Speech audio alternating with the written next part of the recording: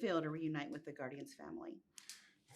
It's to be able to reunite with the Guardians. It feels amazing. This is the third and final installment of a trilogy that's been life changing to all of us. So we're really just trying to savor it and take it in. It's felt great.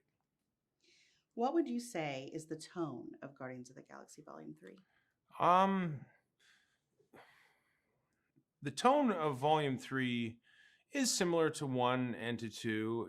It's irreverent, uh, grand, emotional, spectacular, colorful, vibrant, strange.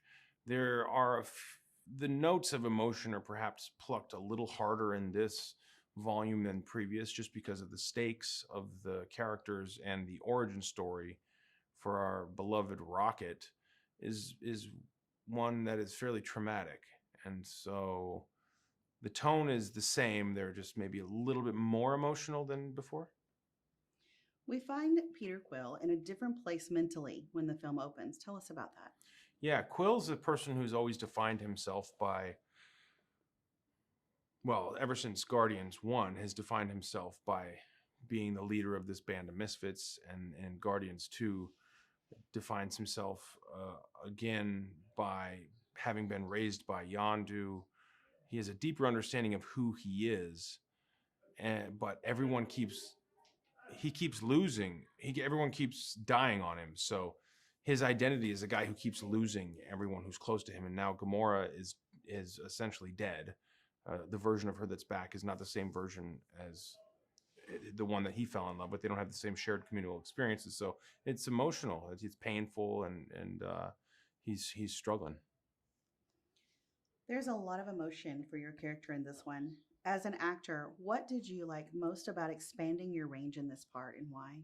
Well, I think as a person who's in the business of creating a performance or art, you're always desperate to test yourself and to expand your abilities. And I had the opportunity to do that on this in regards to the emotions surrounding Gamora and Rocket. Tell us about the music and the needle drop moments. Yeah, I mean, we have a lot of really great Guardians of the Galaxy have been now.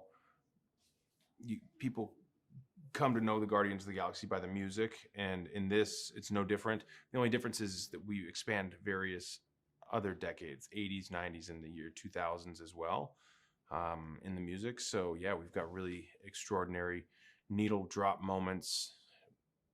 Creep at the opening is really sets the tone for what this installment is, and is stripped down version of the Radiohead song that a lot of people haven't heard, which is pretty cool. It's a limited release, and so people will be hearing this version, which is really just Tom York and a guitar, I think, and it's beautiful. What can fans look forward to in terms of action on this film? The action has really been elevated on this film, I think, due to not only the advent of smaller, high-speed cameras that don't require as much light as before.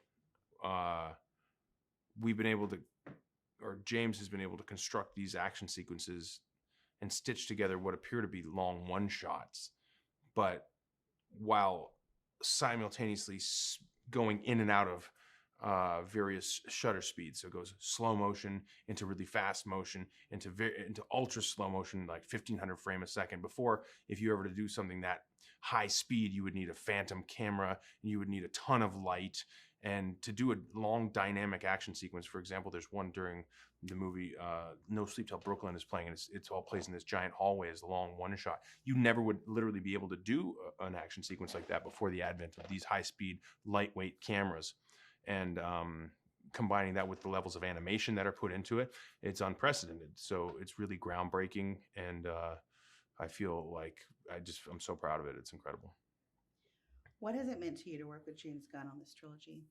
Oh man, James is the best. He's a really great dude. He's super funny. We have the same love language of, dark humor and cutting each other down. It's kind of it seems counterintuitive, but it's a way like we show each other that we love each other is to basically give each other free reign to be as funny and mean as possible.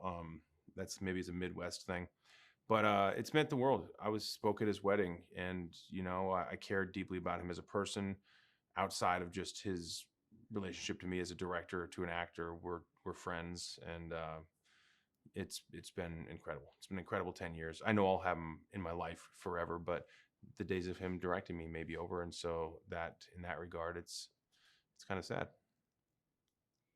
What do you hope audiences will experience when they watch Guardians of the Galaxy Volume 3? I hope that the audience's experience was the same to mine in watching the film, because I am in the film, but I also am a fan of these films.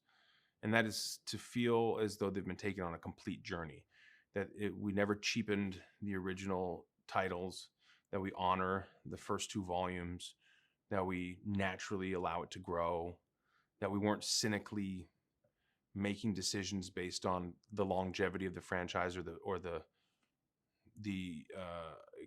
an eye on the business of like, oh, we better keep these around so we can do a bunch more episodes. This feels final, and I think that is less and less. That happens less and less when industry and art merge, like it does in big business Hollywood with these multi-million-dollar movies, billion-dollar franchises. It's pretty rare that people are willing to let them end in the way that best suits the story, not the way that best suits the business model. And because of that, you get to see really fresh, compelling, inventive storytelling, and I hope audiences appreciate that.